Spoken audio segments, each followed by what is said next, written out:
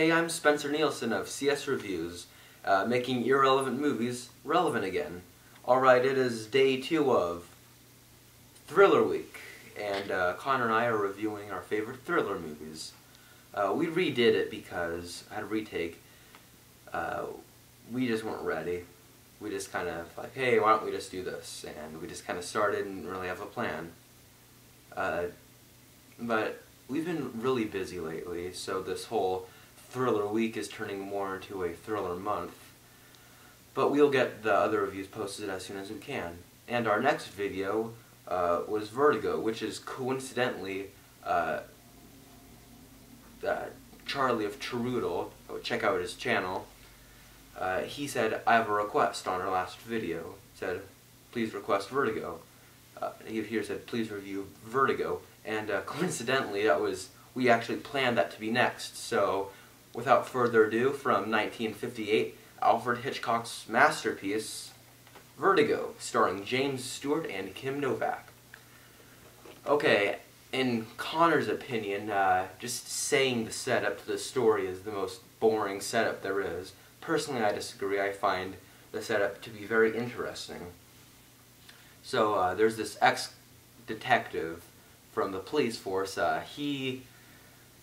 He's quitting because, it shows in the opening, him and a sergeant, they are jumping, they're in San Francisco, and they're chasing a criminal on top of the rooftops, and he slips on one of the tiles and he's hanging on for dear life on the gutter.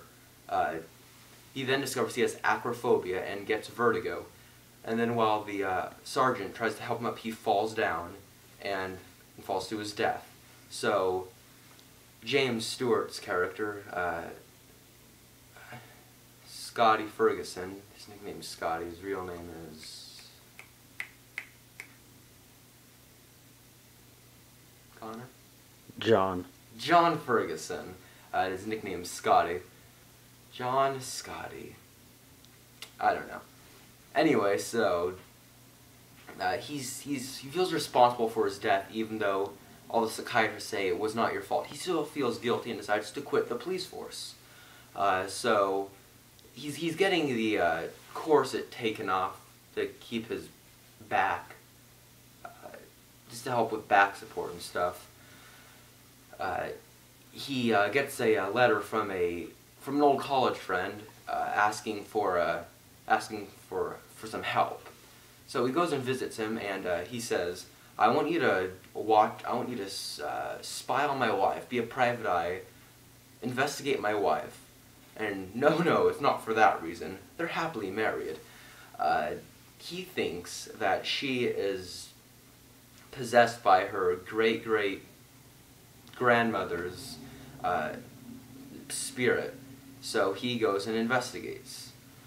I can't give too much away without spoiling. There's a certain event, I think almost exactly halfway through the picture, where there's this big event that happens and it changes the whole story. And if you've seen it, you know what I mean. That it is a spoiler, pretty much. You just can't say that what happens. Anyway, so let's just get down to the likes and dislikes. My likes are, I love the dialogue, especially between Jimmy Stewart and Velma Dinkley from Scooby-Doo.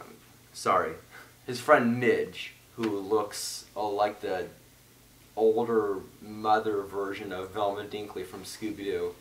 Right down to the glasses, it's kind of creepy.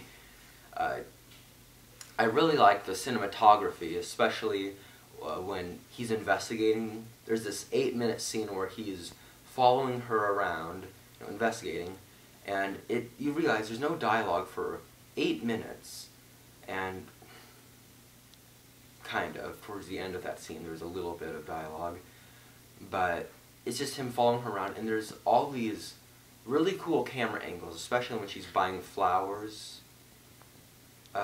You can just see like through a mirror, and you see his eye like peeking, spying on her while she's in a flower shop.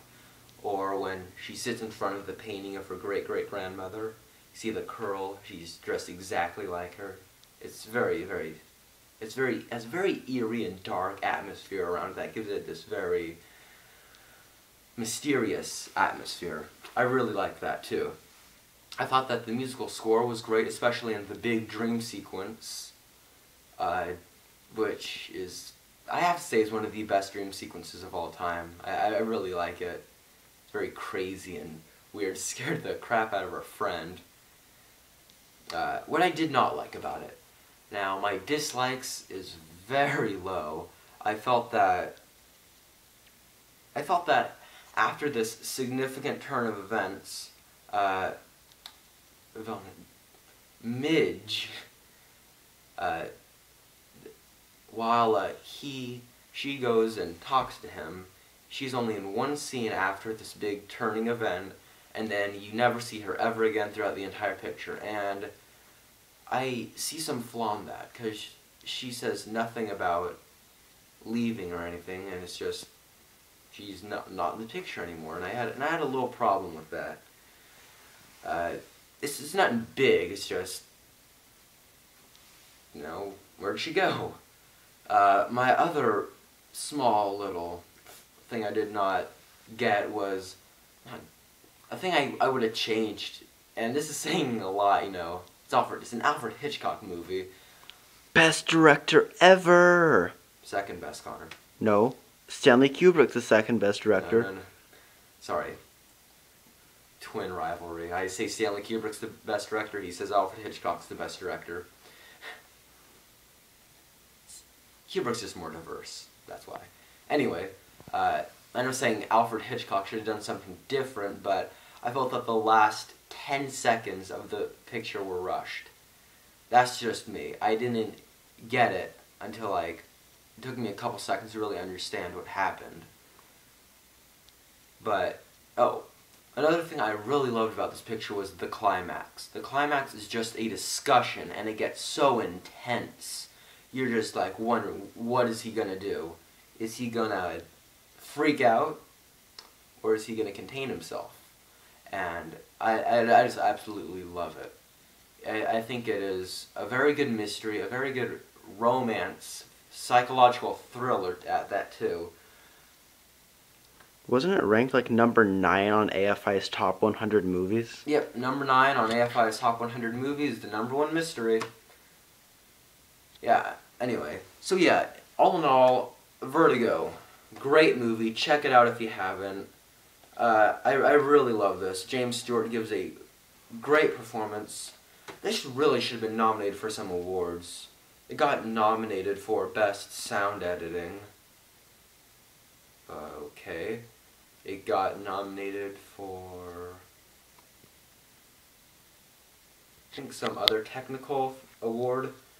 But the acting's great. Hitchcock says what he had a problem with it was Jimmy Stewart was, so you get the two leads right there. Jimmy Stewart was 50 years old.